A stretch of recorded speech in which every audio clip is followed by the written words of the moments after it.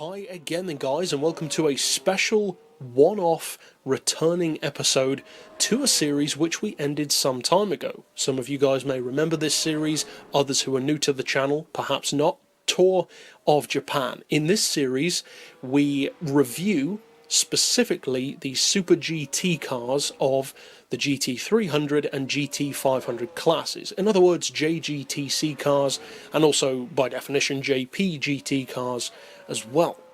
And as you can see from the title, this episode finally rounds us off to a cool 50 episodes. But the question is, why have I gone back to Gran Turismo 4 to review this car instead of just featuring it back in the series when it was still running? Well, actually that's due to the very simple fact, something which incidentally I was not aware of, so I'm grateful for this being pointed out to me, that this car is actually not on the game anymore. It's one of those cars from older Gran Turismo games, GT4 in particular, which has been left out since this car is not on Gran Turismo 5 or GT6, and so far not on GT Sport either. But it's a car which could easily be overlooked, unless you are specifically a Super GT car fan. Now, of course, there are going to be some differences between this car and the way that we review cars on, say, GT6, for instance, because there are different variables at play. Stuff like the PP level, which wasn't on Gran Turismo 4, and also the price is going to be comparatively different. But it'll be interesting to see how this car does compare. So what kind of numbers are you working with? Well, you've got a 2-litre engine, so it is one of the slightly smaller Supras. Some of them go up to, say, a 4.5 litre, so it does vary quite a bit for the Supras. The engine's putting out 876 horsepower, fully tuned, which is pretty good for a Supra, and the torque is 763 pound-feet. It weighs 1100 kilos, which is what you'd expect of a Super GT Supra, or thereabouts, and it costs 1.35 million credits. That sounds like quite a lot. That's a lot more than any of the Super GT cars which are on GT6, in fact even more than the stealth models. So you may initially think, especially if you haven't played Gran Turismo 4, why is this one so expensive? Well, the simple thing is, it's actually not that expensive, because they all cost that much back then. So in other words, to put it into GT6 territory, if this car were still featured, it would no doubt have a price of $750,000, just like all the others. It wasn't special back then, that's just the price that all of them were.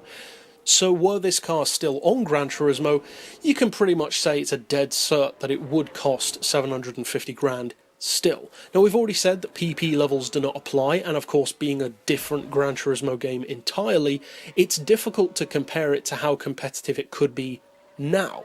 The only real way to compare it is to compare it to the Supras of the time and the other Super GT cars of the time, and then see how they have come on now and make an educated guess. Now, I haven't set out on Gran Turismo 4, tested all of the different Super GT cars to see how they compare. If you want to do that, that could certainly be an interesting project, but this is more of an overall review, not a Rivals episode.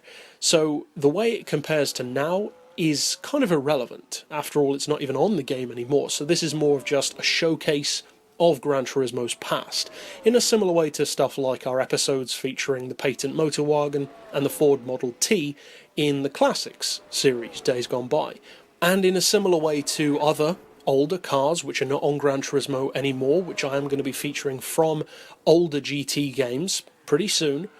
This is more of, as I said, just a showcase of some car which Gran Turismo's had in its past for us to look back on and appreciate. Maybe for those who haven't played the game to think, oh, that might be interesting, I might check out the game, or it's interesting to see how the game has changed since then. So how does the car perform? And also, how does the way it performs compared to now? The handling is pretty good, but in a similar way to most of the other Supras. It doesn't really stand out from the crowd that much, at least from my experience. And the handling, of course, on GT4 is completely different to Gran Turismo 5 or 6, totally different. The steering of the cars on that game kind of lacks a little bit of feel compared to how the cars feel in GT5 and 6, so it's hard to compare it in that way, but it's a Super GT Supra, and on older GT games, GT2, 3, 4 even, the Supra is treated with a lot more respect than it is now.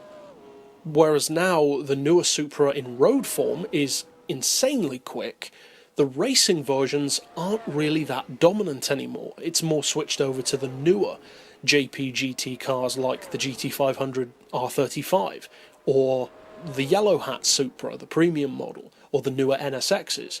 Whereas back then we didn't have those, and the Supras were a dominant force alongside the R34 Super GT cars, especially when you get back as far as, say, Gran Turismo 2. The Castrol Supra back then was one of the best all-round GT cars in the game. Whereas now, well, Super GT cars are good in their own way, but they can't really take on everything like they used to be able to. At least, of course, in the world of Gran Turismo, that is not real life. So overall, it's a car which compares pretty well. You're running similar numbers to what the Supras are still running. The price is comparatively, effectively the same in terms of how it compares to the others. And overall, this car just seems to be a strange choice of vehicle not to have anymore. Of all of the Super GT cars, why this one? Why did they delete this one? Why did they not include it? I assume it was something to do with licensing or to do with the relationship between Polyphony and the teams or sponsors involved. That's the only thing that really makes sense, because apart from that, it shouldn't have been too difficult to render the car into the game. At the end of the day, you're running very similar performance, very similar physics, and very similar numbers, and of course, similar visuals apart from the livery to any of the other Super GT cars. So it's kind of strange that it's not featured anymore, but it is cool at the same time to go back to older GT games and appreciate some of these cars which just aren't around anymore. Some of them it's a shame that they're not, like the Ford Model T, the Renault Espace F1, cars like that which we would love to see come back. Others, it's not that we don't want them back. If we had the option, we would say yes. But cars like this, for the majority of us playing the game at least, well, we didn't even notice that it was gone, let alone want it back. But that's it overall for this look back in Gran Turismo's past. I'll see you guys next time, and as always, thanks for watching.